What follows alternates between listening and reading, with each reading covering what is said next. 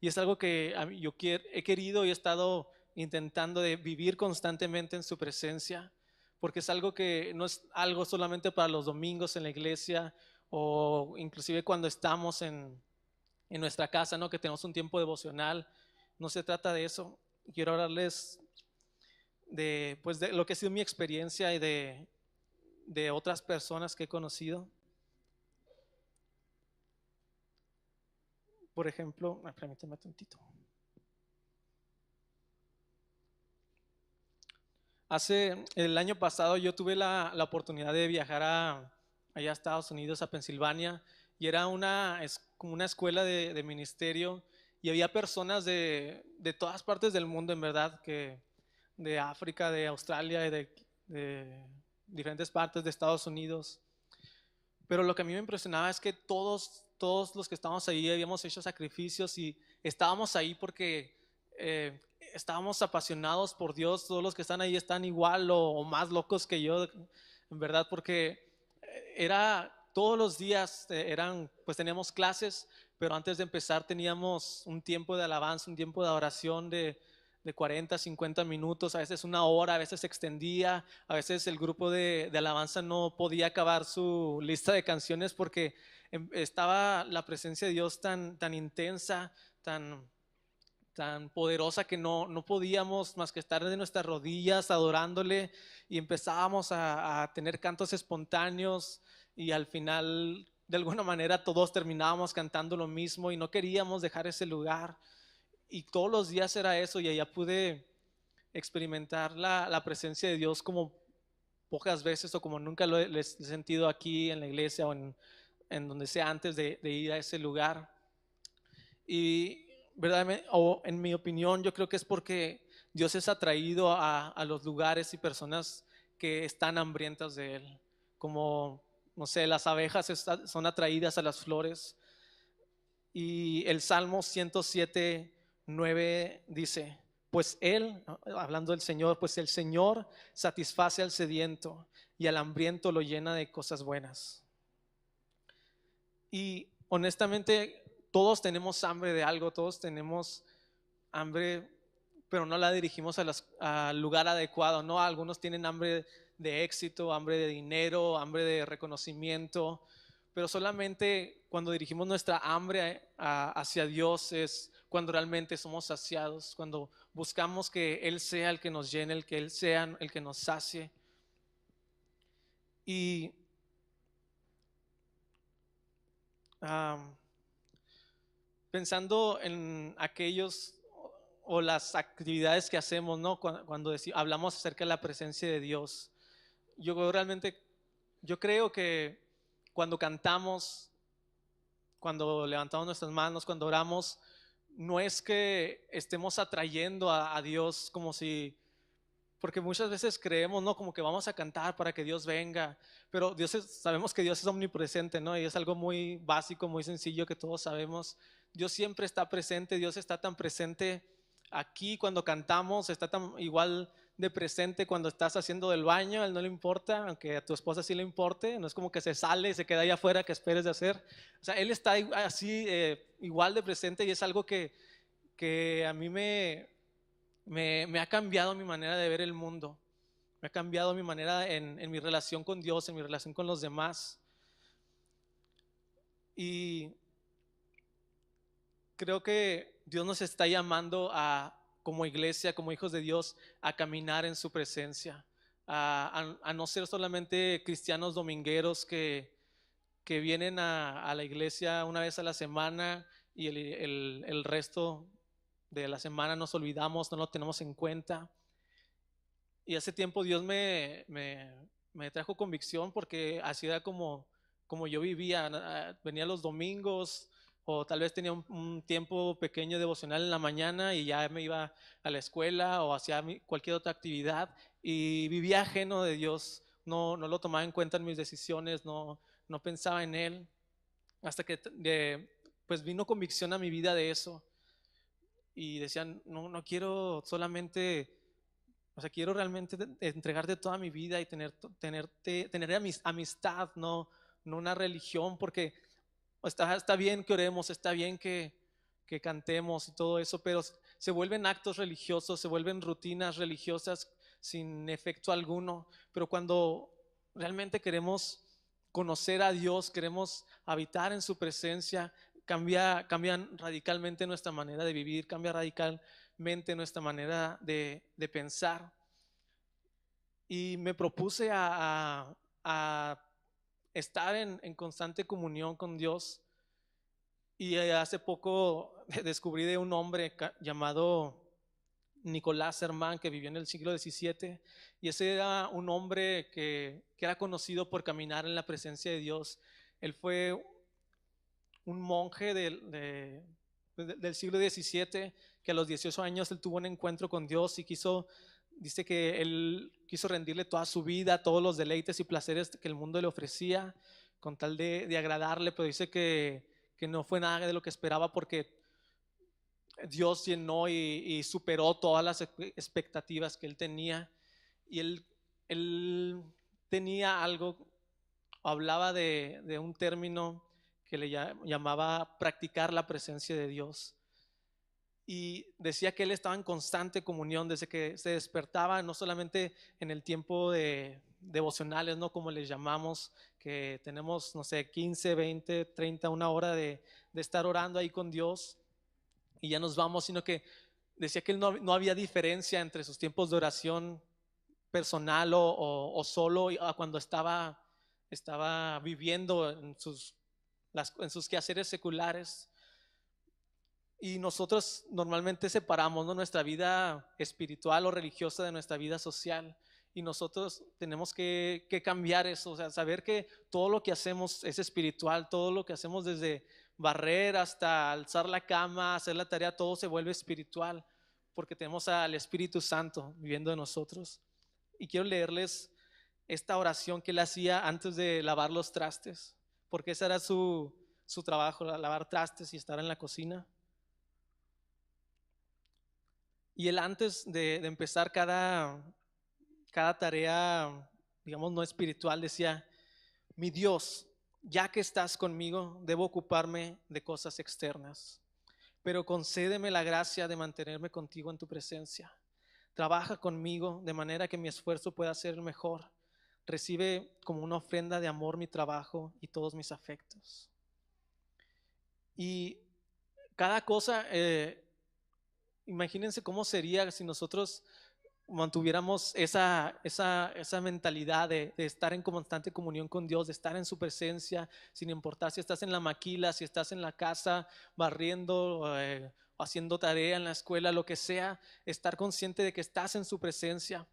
Porque cuando se hace manifiesta la presencia de Dios es cuando nosotros reconocemos que su presencia está aquí. Por eso es que le cantamos, ¿no? Por eso es que levantamos nuestras manos, le adoramos, decimos palabras que exalten su nombre, y es en fe estamos haciéndolo, ¿no? Porque no vemos, pero es en esos momentos que se hace manifiesta, digamos, la presencia de Dios, aunque ya está ahí y no lo hemos reconocido. Pero él hablaba de en todo momento estar reconociendo la presencia de Dios, en todo momento estar en constante comunión. Y es algo que yo empecé a practicar sin saber que había como un término, ¿no? Y iba en el carro y iba en constante comunión, y empezaba a darle gracias por sus promesas, empezaba a darle gracias por lo que estaba haciendo en mi vida, por lo que estaba haciendo, no sé, en la iglesia, en mi familia, y empezaba a desbordar mi corazón en adoración, en alabanza a Él. Y Él venía, bueno, no venía porque ya estaba ahí, ¿verdad? Pero eh, el carro se empezaba a llenar de su presencia manifiesta, y podía sentirlo tan real, y a veces hasta me dan ganas de pararme ahí en medio de la calle, porque no podía seguir manejando de la presencia tan intensa que él estaba. Y no estaba en un servicio dominical, no tenían ni música, porque la música solamente es un medio, es un instrumento, ¿no?, que usamos para expresar nuestra adoración a Dios. Tal vez tú no cantas muy bien, puedes, no sé, danzar, hacer cosas, porque es una respuesta de nuestro amor hacia Dios. Y si tú no tienes o no te nace una adoración genuina, si no hay pasión en la hora de adorar, en la hora de orar, la única razón por la que creo es que no has conocido realmente el amor de Dios. Porque cuando conoces el amor de Dios no te queda otro remedio más que desbordar tu corazón, no te queda otro remedio más que adorarle con todo tu ser, con espíritu, alma y cuerpo y hacer el ridículo, ¿no? Por demostrarle cuánto le amas, porque ¿cuántos se acuerdan de cuando estaban recién enamorados, ¿no? De la que era su esposa o si tienen novia, ¿no? Hacían cualquier cosa para demostrarle su afecto, ¿no? Hacían el ridículo y así nosotros no, no sé, a veces personas pueden entrar y se nos quedan viendo, ¿no? Ah, qué raros estos, porque levantan las manos, porque aplauden. O sea, para nosotros es normal, ¿no? Pero es normal este tipo de cosas, pero para aquellos que no tienen ese tipo de relación con Dios es muy extraño. Y quiero leerles unos versículos que se me vino a la memoria mientras leía acerca de la vida de este hombre, porque me estoy acordando que inclusive había personas que viajaban largas distancias solamente para verlo lavar los trastes, para verlo trabajar en la cocina, porque aún mientras estaba haciendo ese tipo de cosas, la presencia de Dios estaba tan manifiesta sobre su vida por la comunión que tenía con Él, por la alabanza que estaba constantemente en su corazón. Y si quieren poner Proverbios 3, del 5 al 6, que dice: fíate de Jehová de todo tu corazón, no te apoyes en tu propia prudencia. Reconócelo en todos tus caminos y Él enderezará tus veredas. Y el segundo versículo, hay otras traducciones que lo ponen así: piensa en Él en todo lo que hagas y Él te guiará en el camino correcto. Otra traducción dice: ten presente al Señor en todo lo que hagas. Colosenses 3:2 dice: pongan la mira en las cosas del cielo, en las eternas, no en las de la tierra. Y diferentes traducciones lo ponen: ocupen su mente, concentren su atención, llenen sus pensamientos, concéntrense en las cosas de arriba. Me encanta, todas esas traducciones ilustran muy bien todo esto. El Salmos 1 del 1 al 3 dice: bienaventurado el varón que no anduvo en consejo de malos, ni estuvo en camino de pecadores, ni en silla de escarnecedores se ha sentado, sino que en la ley de Jehová está su delicia, y en su ley medita de día y de noche. Será como árbol plantado junto a corrientes de agua, que da su fruto a su tiempo y su hoja no cae, y todo lo que hace prosperará. El Salmo 72:12 dice: meditaré en todas tus obras, hablaré de todos tus hechos. Y la meditación es algo que yo creo que la iglesia ha perdido en este tiempo, porque la asociamos, ¿no?, con la meditación de las religiones orientales, del yoga y todo eso. Pero la diferencia entre la meditación de ellos es que ellos vacían su mente, ¿no? Dicen que ponen su mente en blanco y están meditando. Pero la diferencia es que nosotros, en vez de vaciar nuestra mente, nosotros llenamos nuestra mente. Llenamos nuestra mente con las obras que ha hecho Dios, con las promesas que hemos visto cumplidas o que aún ni siquiera hemos visto cumplidas en nuestra vida. Llenamos nuestra mente de alabanza, de adoración hacia nuestro Dios, y enfocamos nuestra atención, enfocamos nuestro afecto. Y yo quiero invitarlos a que ustedes en la semana puedan sacrificar, no sé si les gusta, una hora o media hora, que invierten, no sé, viendo película, la telenovela, ahí la graban si quieren, y váyanse y empiecen a meditar y empiecen a darle gracias a Dios. Tal vez no, si quieren, externamente o internamente, y empiecen a meditar en todas las cosas que Dios ha hecho en su vida y a darle gracias por ello, y empiecen a darle gracias por las promesas que no han visto manifiestas en sus vidas, pero que saben que las van a ver. Otro versículo es Primera de Tesalonicenses 5, del 15 al 17. Dice: estén siempre alegres, nunca dejen de orar, o oren sin cesar, dice otra versión. Sean agradecidos en toda circunstancia, pues esta es la voluntad de Dios para ustedes, los que pertenecen a Cristo Jesús. Siempre estar alegres, siempre estar orando, siempre ser agradecidos en toda circunstancia. Eso solamente se puede hacer si tenemos nuestro afecto, nuestros pensamientos puestos en Dios. si tenemos nuestra mente puesta, porque puede haber todo tipo de dificultad, todo tipo de situación difícil a nuestro alrededor, pero si tenemos enfocada nuestra mente en Dios, vamos a poder estar agradecidos, vamos a poder estar gozosos. Y no es un mandamiento que Dios lo diga para su beneficio, sino para nuestro beneficio. Um, y en verdad que les puedo decir que esto hace toda la diferencia cuando ustedes son intencionales a la hora de, digamos, de practicar la presencia de Dios, de reconocer su presencia en donde quieran que estén, si estén en la casa, en el carro. Yo la verdad ya cuando voy solo en el carro no pongo música porque voy en constante comunión con Dios. Y cuando Dios se hace tan presente en tu vida, cuando se hace tan real en tu diario vivir, empiezas a, no sé, en ocasiones tal vez Dios me empieza a traer revelación o traer luz a pasajes que he leído en la semana, así digo, wow, nunca lo vi de esta manera, o me empieza a dar palabras para una persona que necesita consuelo, algo así que yo ni siquiera sé su situación, o son tantas cosas, porque cuando estás viviendo constantemente en la presencia de Dios, inclusive es tan difícil pecar porque está Dios tan real, tan tangible, que cuando se te presenta la oportunidad de pecar, la piensas 2, 3, 4, 5, 10 veces, ¿no? Y cuando menos lo piensas, ya dices, no, esto no vale la pena. O sea, y no es como un temor religioso o legalista, ¿no? Sino es un temor o sea, ¿cómo le voy a hacer esto a Dios? O sea, si está aquí viviendo, porque Dios es omnipresente, pero también somos templos del Espíritu Santo. Tenemos una persona real, una persona más real que tú y yo viviendo dentro de nosotros. Dios está más cerca que la persona que está ahí a tu derecha, a tu izquierda, y está cada momento del día, está cada segundo de nuestras vidas ahí, de todos los que somos creyentes, ¿no? De todos los que hemos recibido su Espíritu. Y Él anhela tener este tipo de amistad, Él anhela tener este tipo de relación con nosotros, no que nos olvidemos de Él y que vivamos ajenos a que Él está con nosotros, sino reconociendo su presencia, sin importar si sentimos nada o no.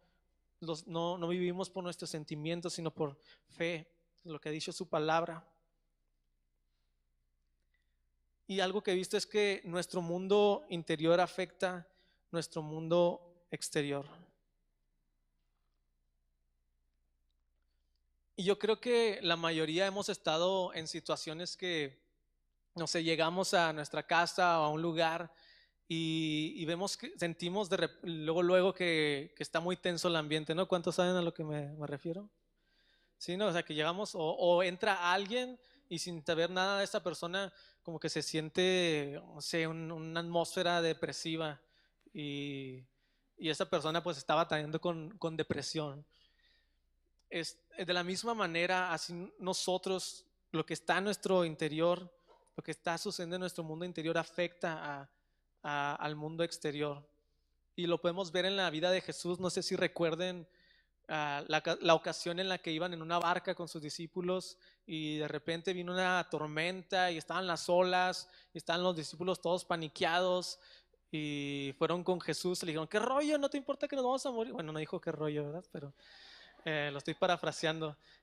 Dijo, no te importa que vamos a morir. Y Jesús pues le dijo, ¿qué les pasa? ¿Por qué tienen tan poca fe? Y se paró y reprendió a los vientos, a las olas, y instantáneamente hubo tranquilidad, no hubo paz. Y eso siempre se me hizo tan loco, cómo Jesús podía dormir en medio de esa tormenta. Es porque la paz que estaba dentro de él lo mantuvo tranquilo, ¿no? Lo permitió descansar en medio de la tormenta. Y recuerdo que un pastor una vez dijo, solamente vamos a tener autoridad sobre la tormenta que podemos dormir. Y, y eso lo vemos en Jesús. Él liberó, manifestó la paz que tenía dentro de él y afectó a su ambiente, afectó a la tormenta que estaba a su alrededor y desapareció. También en la vida de Pedro, en el libro de los Hechos, leemos que las personas inclusive ponían a los enfermos y a los endemoniados en la calle para que solamente la sombra de Pedro pasara y lo sanara. Y eso siempre se me ha hecho impresionante, pero me he puesto a pensar, ¿será literalmente la sombra de Pedro lo que le sanaba? Porque la sombra no tiene sustancia, no es algo que puedas tocar, sino yo creo que era la presencia de Dios, ¿no? Que emanaba, que irradiaba de él y afectaba a las personas que estaban a su alrededor, que estuvieran enfermos, estuvieran en la necesidad que tuvieran, eran afectados por la presencia de Dios que estaba sobre la vida de Pedro.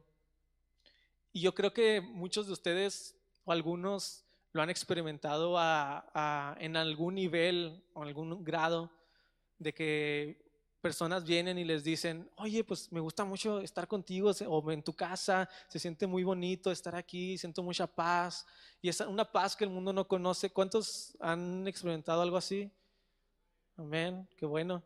Y eso es bueno, eso es increíble, pero sabemos que hay más, sabemos que Dios nos lleva de gloria en gloria.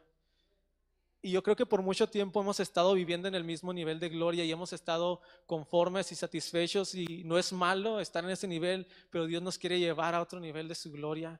Quiere que, no sé, yo me imagino entrando a lugares y con el simple hecho de estar ahí, de la presencia que esté en nosotros, que, no sé, las personas empiecen a tener convicción, ¿no? Que están convencidos de sus pecados y se entreguen, y como, no sé, como con Pedro, que nada más caminemos y las personas sean sanadas, porque todo eso está disponible para nosotros, todo eso está a nuestro alcance y solamente tenemos que recibirlo, tenemos que despertar esa hambre por lo que Dios quiere darnos. Y como dice ese salmo, Él vendrá y va a saciar nuestra hambre, va a saciar nuestra sed.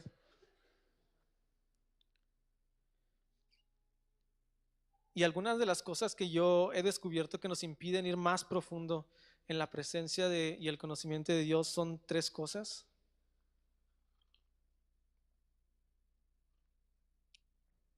La primera es la culpa, la condenación y la vergüenza. Porque la culpa dice que no somos perdonados, la condenación dice que nuestra vida merece ser juzgada o castigada, la vergüenza dice que somos lo que hicimos, o lo que hicimos define lo que somos, ¿no? Y siempre, si tenemos suficiente tiempo aquí en la iglesia, a mí me ha pasado que estamos intentando o tal vez orar o alabar, y está esa voz acusándonos, ¿no? Diciendo, ¿cómo puedes estar alabando? ¿Cómo puedes levantar las manos si el otro día estás haciendo esto o aquello, ¿no? ¿Sí les ha pasado o soy el único? Sí, ¿no?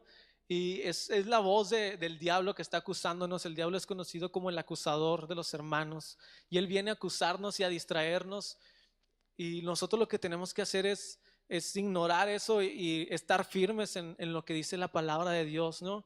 Si él dice que en primera de Juan 1:9 dice que si confesamos nuestros pecados, ¿qué?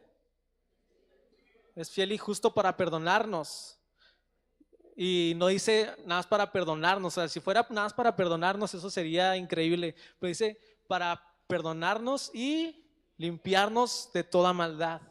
Si nos limpia de toda maldad, ¿qué queda? ¿Qué hay si no hay maldad? Pureza, ¿no?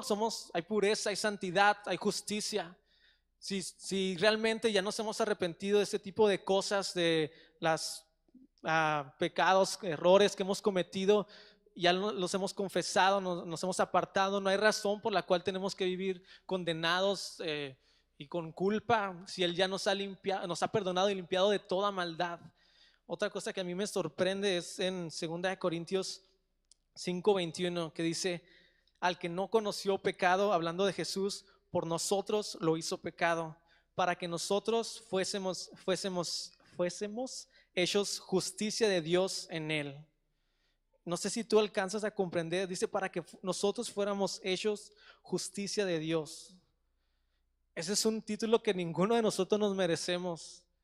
O sea, Jesús se hizo pecado para que nosotros fuéramos hechos la justicia de Dios. Imagínense, no sé, Oscar, la justicia de Dios, o María, la justicia de Dios. Y eso es algo que a mí nunca me deja de sorprender. O sea, cómo Dios nos puede hacer justos cuando hemos sido tan imperfectos, ¿no? Tan pecadores en el pasado, pero a Él le plació hacerlo de esa manera.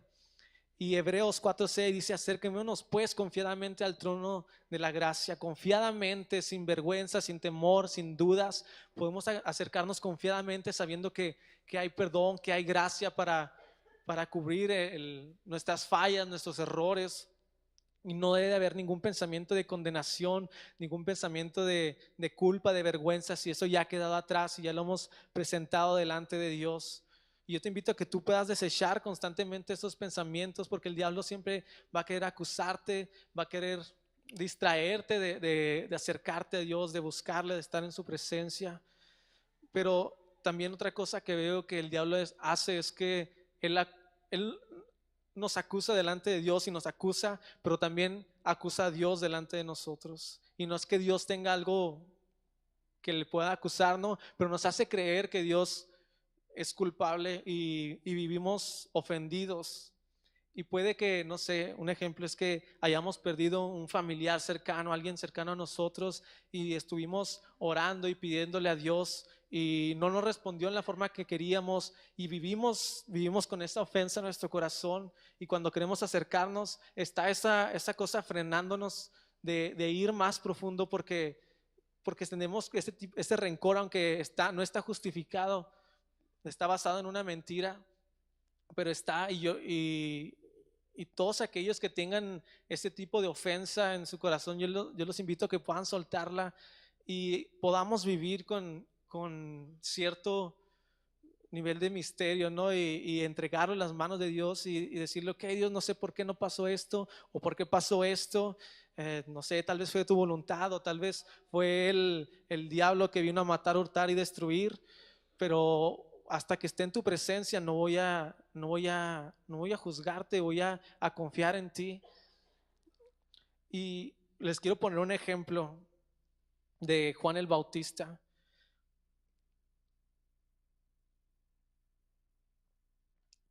Juan el Bautista fue un profeta que vemos que preparó el camino para Jesús, no estaba bautizando a personas, bautizó a Jesús. Y a lo largo, bueno, ya en medio del ministerio de Jesús, el profeta Juan el Bautista lo metieron a la cárcel, lo metieron a la prisión el rey Herodes porque no le gustó unas cosas que decía. Y este hombre Juan el Bautista mandó a dos de sus discípulos a Jesús y dijo: vayan y pregúntenle, ¿eres tú el que ha de venir o vamos a esperar a otros? Y eso a mí siempre me sacó de onda, decirle: ¿cómo Juan estaba preguntando eso si él fue el que dijo: aquí el Cordero del mundo que quita el pecado, aquí el Cordero que quita el pecado del mundo, aquí el Salvador? Él fue el que lo anunció delante de todos, ¿no? Cuando vio a Jesús. Y ahora estaba dudando. ¿Por qué estaba dudando? Porque estaba en la prisión, ¿no? Porque él sabía que en las profecías de Jesús, en Isaías, hablando del Mesías, decía que el Espíritu de Dios está sobre mí, ¿no? Él me ha ungido a mí para dar vista a los ciegos, para libertar a los cautivos. Y él estaba cautivo, ¿no? Dice: ¿qué rollo, Jesús? Se supone que esta es la descripción de tu trabajo y yo estoy aquí en la cárcel. Por eso empezó a entrar duda en el corazón de Juan el Bautista y mandó a sus discípulos. ¿Y qué le dijo Jesús? No sé si se acuerdan, pero Jesús no le dijo: pues si yo soy el Mesías, pues si tú me dijiste le dijiste a todos que yo era. Él le dijo: vayan y díganle lo que ustedes ven. Los enfermos son sanados, los muertos resucitados, los demonios son echados fuera. ¿Qué es lo que quiere decir esto? Que no nos fijemos en lo que Dios no está haciendo, que pongamos nuestros ojos en lo que Dios sí está haciendo y no estemos dudando, porque viene esa duda y nuestra fe empieza a sacudirse, nuestra fe empieza a tambalear, porque nos enfocamos en lo que Dios no está haciendo, porque tal vez tú estás en la cárcel y estás esperando que Jesús te saque de ahí, ¿no? Porque pues, o sea, es el trabajo de Jesús, libertar a los cautivos, y no lo estamos viendo. Pero Jesús, que le dice: no veas lo que no estoy haciendo, ve lo que estoy haciendo. Y es lo mismo que yo les digo a ustedes: no vean lo que Dios no hizo o no está haciendo, vean lo que Dios ya hizo y lo que está haciendo y lo que va a hacer. Porque de eso se trata, y llenar nuestro corazón, llenar nuestra mente de todo lo que tengamos. No sé, busquen en internet lo que Dios está haciendo en otros lugares, busquen en la Biblia lo que Dios ha hecho y lo que puede volver a hacer. Y por mucho tiempo creo que la iglesia en general no le hemos dado la honra a la presencia de Dios en la manera que debe ser. Por mucho tiempo la iglesia nos hemos reunido alrededor de un mensaje, y no digo que sea malo, pero el pueblo de Israel se reunía y acampaba alrededor de la presencia de Dios. Y creo que es tiempo de que volvamos a eso, que acampemos en la presencia de Dios. O sea, no estoy criticando los mensajes en ninguna manera, son buenos, pero que nuestro enfoque cambie de creer que la vida cristiana se trata de venir a la iglesia a cantar una canción y escuchar un mensaje, sino acampar y convivir con Dios en su presencia, empapándonos constantemente y, y pidiéndoles, ¿no?, que nos lleve de gloria en gloria, que no nos quedemos estancados como en la visión que le dio en Ezequiel 47, que había un río, ¿no? Y primero estaba hasta los tobillos y luego a las rodillas y luego ya cada vez iba entrando más profundo. Así nosotros debemos de despojarnos de esas cosas que nos impiden ir más profundo. Tal vez tienes que levantarte más temprano, tal vez tienes que dejar de hacer ciertas cosas para dedicarle más tiempo a Dios y que seamos intencionales todos juntos a decirle: Dios, no queremos quedarnos estancados en este lugar, queremos más, que, que en los tiempos de adoración, inclusive, que es algo que yo vi allá en Pensilvania, en los tiempos de alabanza, oración, personas eran sanadas sin que nadie pusiera sus manos, sin que nadie orara por ellas. De repente te empezaron a testificar que habían sido sanadas por no sé, el nivel de la manifestación, no sé cómo decirlo, la verdad. Pero sé que lo que hemos experimentado, lo que hemos vivido como iglesia, no es todo lo que Dios tiene para nosotros y solo está al alcance de la mano, ¿no? Jesús dijo: el reino de los cielos se ha acercado, y eso significa que está al alcance de la mano, al alcance de que nosotros lo tomemos, y no por obras de la ley, sino por su gracia, porque todo lo que tenemos es por gracia, por medio de la fe, no recibiéndolo, aunque no lo veamos. Y a mí me gustaría que nos pudiéramos poner de pie en esta hora.